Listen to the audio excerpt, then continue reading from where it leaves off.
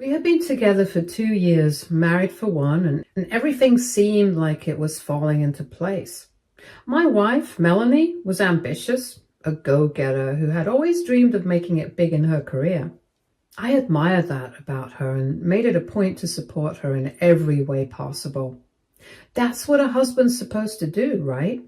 When Melanie got an unexpected opportunity to work at an elite firm in Europe, it was a mixed bag of emotions for me. On the one hand, I was thrilled for her. This was her dream. On the other hand, the idea of being apart for such a long time filled me with dread. But Melanie was ecstatic, and seeing her so excited made me push my worries aside. I told her she had to go, that I'd hold down the fort while she chased her dreams. In the months leading up to her departure, I became her biggest cheerleader. I took on more responsibilities at home so that she could focus on preparing for her new role. I even helped her pack, researched the best neighborhoods for her to live in, and dealt with all the boring logistics she hated. Watching her board that plane was tough, but I comforted myself with the belief that this was just a temporary hurdle. At first, we stayed connected. Melanie would call every evening, telling me about her new colleagues, the office dynamics, and the city's charm. I'd share updates about life back home, and we'd laugh over our inside jokes. But over time, the calls became less frequent. I figured she was just busy adjusting to her new life. Then her texts started to feel distant, like they were written out of obligation rather than genuine interest. I'd ask her how she was doing, and she'd reply with one-liners. Whenever I brought up a time for us to visit each other, she dodged the question, saying it wasn't a good time yet. I tried to shake off the uneasiness creeping into my thoughts. Long-distance relationships were hard. Everyone knew that. I told myself that Melanie was just settling into her new life and needed space to adjust. But the signs became harder to ignore. Weeks turned into months, and her communication dwindled to almost nothing. Calls went unanswered, messages left on read. I started to panic, wondering if something terrible had happened to her. Then she blocked me. It was a small, sharp knife that sliced through my chest. I remember staring at my phone in disbelief, refreshing her profile, hoping it was some kind of mistake, but it wasn't. Her number was disconnected. Her social media profiles were gone, and every trace of our connection was erased. I asked my friends and family to check her social media. Her account was temporarily deactivated. I spent days trying to make sense of it, shifting between anger and heartache. Had I done something wrong? Was this her way of telling me our marriage was over? I reached out to her family, but they claimed they didn't know much. Her mother was vague, brushing me off with awkward excuses about Melanie's demanding schedule and social media distracting her. I couldn't sleep. Every night, I scrolled through old pictures of us on my phone, searching for clues. The silence was unbearable. My mind ran wild with worst-case scenarios, but nothing prepared me for what I was about to discover. I had considered flying out, but I didn't know where she was staying anymore. I had contacted the landlord of the place I had set up for her, and he said that she moved out weeks ago. I tried to contact her company, but nothing came of it. She didn't work at the company she spoke so much about. I had called multiple times. I thought of registering a police complaint, but her mother stopped me from doing it. She told me that Melanie was fine and just needed some space, and to tell everybody else the same. She said she would contact me when she was ready. I was so confused, but I waited. Around a month had passed, and I had tried to contact her in every which way possible. I was scrolling through social media when I saw it.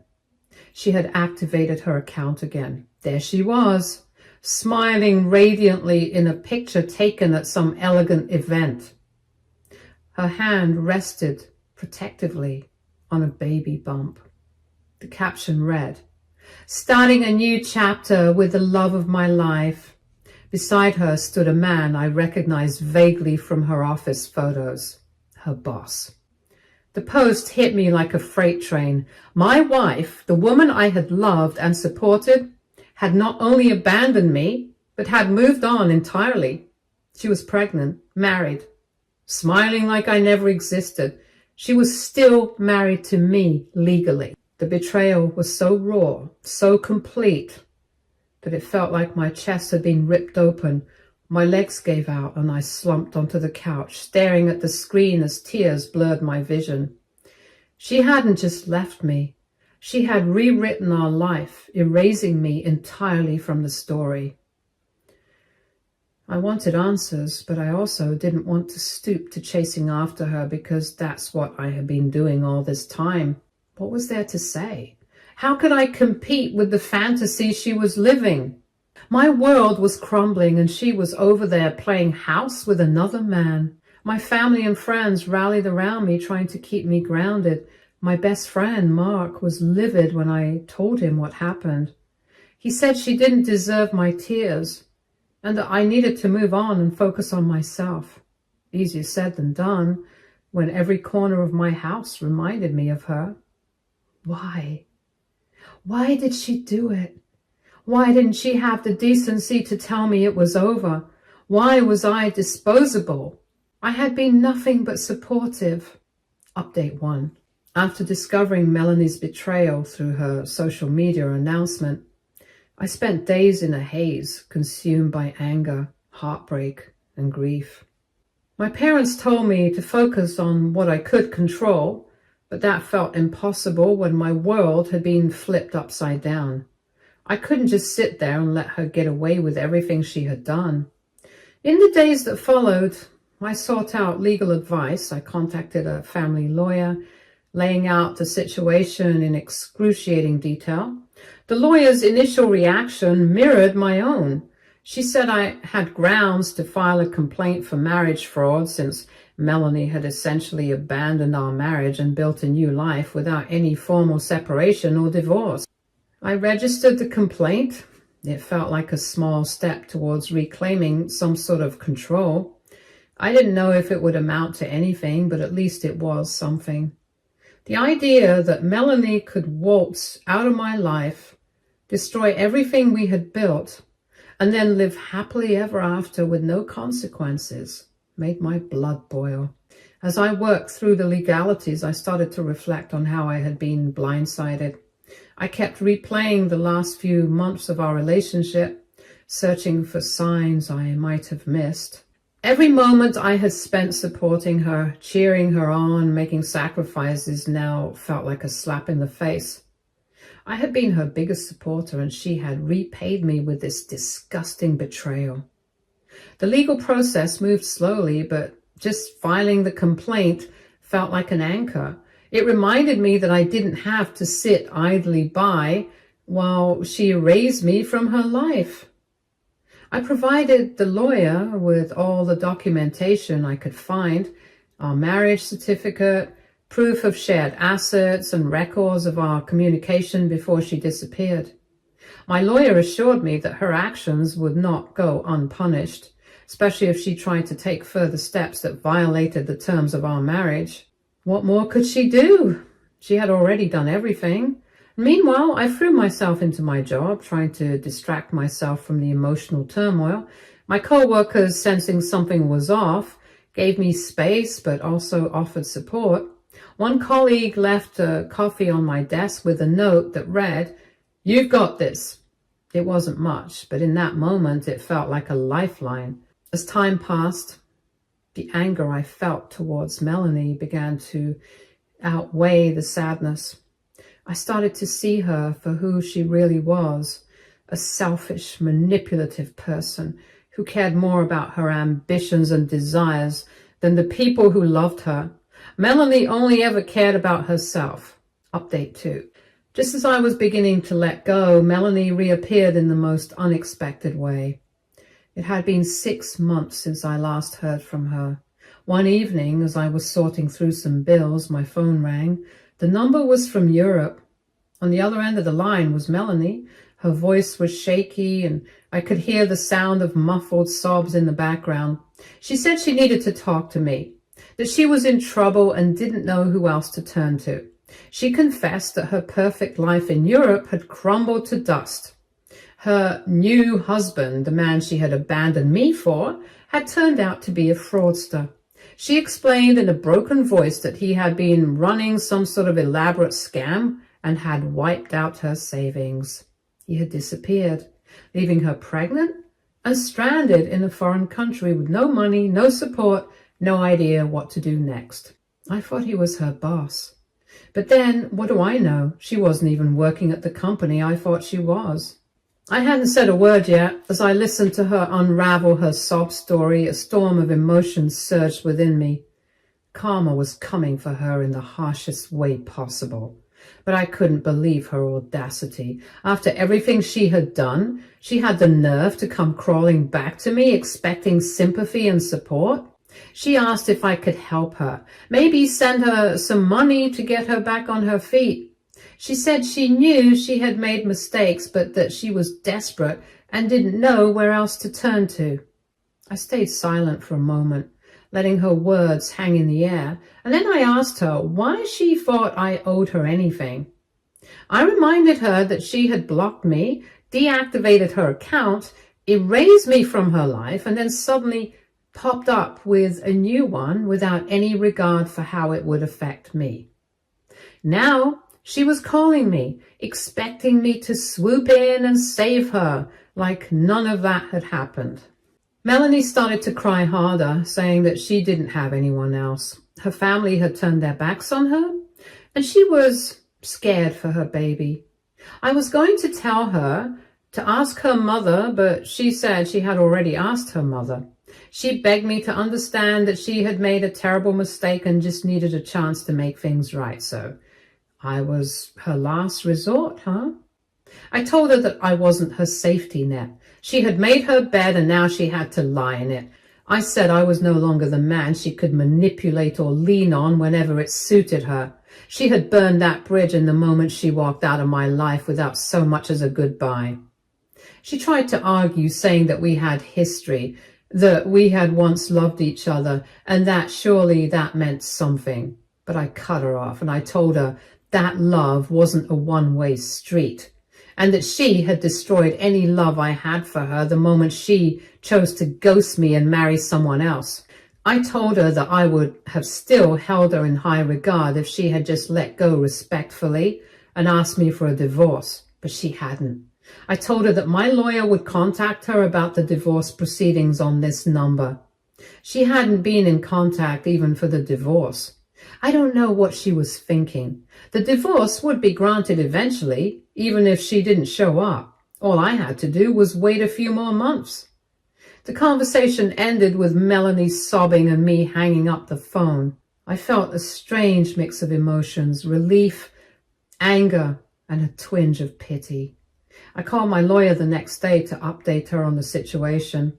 She advised me to document the call and any future interactions with Melanie, just in case she tried to cause any trouble. I told her I had recorded half of the call. I felt a sense of relief knowing that I had taken steps to protect myself. Update 3. When Liza called, her voice carried an air of urgency, as though she were on a noble mission to right a wrong. She introduced herself curtly and launched into her plea without wasting time. She said Melanie was in dire straits, barely scraping by in a shelter, pregnant and emotionally shattered. Liza said Melanie had told her how supportive and kind I'd been during our marriage, and she couldn't understand why I was refusing to step up now. Her tone turned sharp as she accused me of abandoning Melanie in her hour of need, painting me as cold and unfeeling. I let her finish her tirade before I spoke, my voice steady but laced with the frustration bubbling under the surface. I asked her a simple question. Was she the one who had encouraged Melanie to leave me in the first place? Liza stammered, caught off guard. She tried to deny it, saying she had only ever supported Melanie's decisions because she thought Melanie was doing what was best for her. I cut her off and told her that supporting someone doesn't mean blindly cheering them on when they're making reckless, destructive choices. I asked her if she was also the one who helped Melanie craft the glowing social media post announcing her new life, the new husband, the baby on the way, the fresh start in Europe. Did she help Melanie draft the perfect captions to rub salt in my wounds while Melanie played house with her new man? Liza tried to deflect, saying that Melanie had been swept up in the whirlwind of her new relationship and that everyone makes mistakes. Her tone became defensive, as though she were trying to paint herself as an innocent bystander. I told her that if she was so concerned about Melanie's well-being, she should step up and take her in herself. I asked if she was willing to provide Melanie with a roof over her head, food, and emotional support while she sorted out her mess. Liza sputtered, claiming she didn't have the money or resources to take Melanie in. She said she wished she could help more, but her circumstances didn't allow it. That was the moment I lost my patience. I told her flatly that it was convenient for her to preach about compassion and responsibility when she wasn't the one being asked to clean up Melanie's mess. I said her sudden concern for Melanie rang hollow when she wasn't willing to put her money or her time where her mouth was. Liza tried to interrupt, saying I didn't understand the full picture. I cut her off again. I told her that I understood perfectly. Melanie had made her bed, and now she was expecting me to lie in it for her while she dug my grave next. And now Liza, who had likely encouraged her selfish choices, was trying to guilt me into taking responsibility for someone who had treated me like a disposable backup plan. I told her that if she or anyone else continued to harass me about this, I would have no choice but to involve my lawyer. I wasn't bluffing. I had already spoken to my attorney about the situation, and we were well within our rights to file for harassment if the calls and messages didn't stop. Liza's tone shifted immediately. She tried to backtrack, saying she wasn't trying to harass me, but was only looking out for Melanie. She said she didn't mean to upset me and just wanted to open a dialogue. I wasn't buying it. I told her that dialogue went out the window when Melanie chose to ghost me, marry another man, and flaunt her new life without so much as a shred of decency. I told her that I didn't owe Melanie or anyone connected to her anything. Liza's voice wavered as she tried one last desperate appeal. She said the baby didn't deserve to suffer for Melanie's mistakes and that I could make a real difference in the child's life by stepping up. That hit a nerve, but not in the way she intended. I told her that I felt for the baby, but it wasn't mine. I told her if Melanie's new husband didn't feel for her or the baby, then why should I? I asked her if I had fool written on my head. I said it was Melanie's responsibility to figure out what kind of life she wanted to provide for her child, not mine. Liza was silent for a moment before mumbling something about how she hoped I would reconsider. Her voice was trembling now, as though she realized she had lost whatever moral high ground she thought she had. I ended the call with a final statement, and I told her that if she contacted me again, I would follow through with my legal threats. I told her that my life didn't revolve around cleaning up the messes of people who had no regard for me, and I wasn't going to be dragged down by Melanie's poor decisions. After hanging up, I felt a mix of frustration and relief. It was exhausting having to defend myself against people who refused to see the full picture. Liza's audacity was almost laughable. She had called me cold and unfeeling, yet she wasn't willing to lift a finger to help Melanie herself. It was clear that Liza, like Melanie, was used to passing the buck, expecting others to shoulder the weight of their poor decisions. But I wasn't going to be their scapegoat. For so long, I had been the supportive partner, the one who always put others first. But Melanie's betrayal had forced me to reevaluate what I was willing to tolerate in my life. I realized that I had spent too much time trying to fix things that were broken beyond repair, and it was time to let go. Update 4. When Melanie's mother called, I braced myself for yet another attempt at manipulation. She didn't waste any time before jumping to Melanie's defense, her voice dripping with condescension. She claimed I was being heartless and vindictive by not helping Melanie during her time of need. She said a real man would step up no matter what happened in the past. I listened for a moment, letting her dig her hole deeper before cutting in. I told her she had some nerve lecturing me about stepping up when she, Melanie's own mother, wasn't doing anything to help her.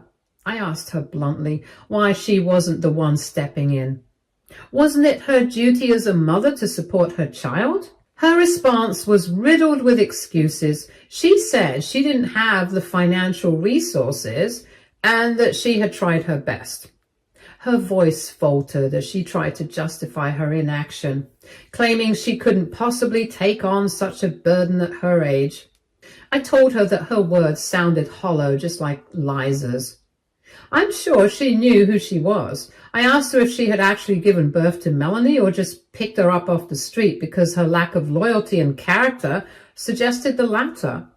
Even homeless people, I said, often show more loyalty and care for each other than Melanie had ever shown me, or that she, as a mother, was showing her daughter now. Her indignant sputtering only fueled my frustration. I questioned how she had raised Melanie to become someone who thought it was acceptable to betray and abandon people left and right.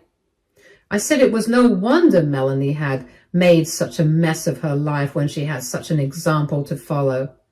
Her tone turned defensive as she tried to claim she had done her best as a mother. She said Melanie had always been stubborn and difficult, as though that absolved her of any responsibility. I didn't let up. I asked her if she, too, had gone through 3 or 4 husbands like Melanie, and if that was why Melanie thought it was perfectly fine to treat relationships like disposable commodities. The line went silent for a moment before she snapped back, saying I had no right to judge her or her family. I laughed bitterly and told her I wasn't judging, I was stating facts. I said Melanie had made it crystal clear what kind of person she was when she ghosted me, married another man while still being married to me, and flaunted her new life on social media without so much as a shred of decency. I told her I didn't want to hear any more excuses for Melanie's behavior. Her voice wavered as she tried to change tactics, appealing to my sense of compassion. She said Melanie was pregnant, scared and alone in a foreign country, and that it wasn't fair to punish her for mistakes she now regretted. I stopped her there. I told her Melanie's regrets were her own to deal with, not mine. If she truly felt sorry for what she had done, she could prove it by showing up in court and facing the consequences like an adult. I warned her not to dare blame me for Melanie's predicament. I reminded her that I had been nothing but supportive during my marriage to Melanie, and that I didn't deserve the betrayal I had endured. I said that if she or anyone else in their family thought they could guilt me into taking Melanie back, they were sorely mistaken. I told her that if she was so desperate to help Melanie, she should do it herself. I asked her why she wasn't offering to bring Melanie home, give her a place to stay, and help her get back on her feet. She stammered something about not having the means, but I cut her off. I said her excuses sounded an awful lot like the ones Melanie had given me. She tried one last time to guilt me, saying that Melanie's child didn't deserve to suffer for her mother's mistakes. I told her that was something Melanie should have thought about before making the choices she did. I told her I wasn't going to care for a child that wasn't mine. While some people like her might be okay with it, I wasn't. Then I delivered my final blow. I told her flatly that I don't take trash back, no matter how pitiful it tries to look. I ended the call with a warning that I wasn't going to be dragged into their mess any further. I told her to tell Melanie that if she was so good at finding new husbands, she could find another one to clean up after her. And I reminded her that Melanie could show up in court if she had anything to say to me. How can people be so shameless? Why hadn't I seen these character traits before? It's true what they say. When you're in love, you look at everything with rose-colored glasses. Update 5. Melanie finally made it back. Word got around quickly through gossip in the family and acquaintances, though I was no longer interested in being part of it. From what I gathered, Melanie's mother had finally stepped up, not out of maternal instinct, but out of desperation to save her own reputation. After realizing that I wasn't going to budge, she sent Melanie the money to return home. It was poetic in a way. The same mother who tried to shame me for not taking Melanie back had to foot the bill herself. I had no sympathy. Melanie had burned every bridge she'd ever crossed, and now she was standing on the smoldering remains with nowhere to go. By the time Melanie set foot on home soil, the divorce had already been finalized. She didn't contest it. She couldn't. Not after all the evidence I'd piled up. The court had ruled in my favor almost entirely. Melanie owed me a substantial amount of money as part of the settlement, an amount she had no way of paying any time soon. And that wasn't all. The legal fallout from her escapades in Europe had caught up to her. The fraud complaint I filed had led to an investigation, and the authorities had pieced together the mess she and her lover had created. The phone conversation between her and me was damning. They painted a vivid picture of her lack of remorse, her audacity, and her willingness to manipulate anyone who stood in her way. The judge didn't hold back. During the sentencing, he called out Melanie's complete absence of accountability. He said she showed no remorse for the pain she had caused, not just to me, but to others she had deceived along the way. Her lawyer tried every trick in the book to get her a lighter sentence, arguing that she was heavily pregnant and that jail time would be unduly harsh.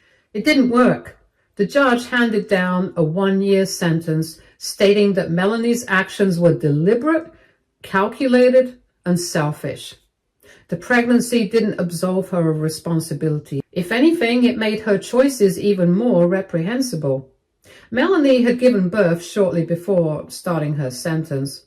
From what I heard, the baby was a girl. She was left in the care of Melanie's mother while Melanie served her time. I couldn't help but feel sorry for the child who had been brought into the world under such chaotic circumstances. I hoped for her sake that someone in that family would rise to the occasion and give her a better life than her mother had. But as far as I was concerned, Melanie's story ended there. I had washed my hands of her entirely. The court proceedings, the endless drama, the emotional toll, it was all behind me now. When I think back on everything, I'm struck by how much I've learned about people, about trust, and about resilience. Melanie's betrayal had nearly broken me, but it also forced me to confront my own strength. I'd been put through the ringer, but I came out the other side with a clearer sense of who I am and what I will and won't tolerate in my life. Update 6. I know there are those who might say I should feel some satisfaction in how things turned out for Melanie, but the truth is, I don't. It's not about revenge, it's about closure. Melanie's choices led her down a path of self-destruction, and I've chosen to walk a different path entirely. I've started to rebuild my life, focusing on the things and people that truly matter. I've reconnected with old friends, pursued new opportunities, and even started to think about what the future might hold for me. I've stayed off relationships. I'm taking therapy. I don't know the reasoning of why she had left me so cruelly. I get wanting to have a better life, but she could have done it decently. As for her, well, I hope she finds a way to make peace with herself someday. Not for my sake, but for the sake of that little girl who didn't ask to be born into this mess. Let this be a lesson to anyone reading this. Never let someone's betrayal define you. Learn from it, grow from it, and move on. Because at the end of the day, you're worth so much more than the lies and deceit of others. This is my last update.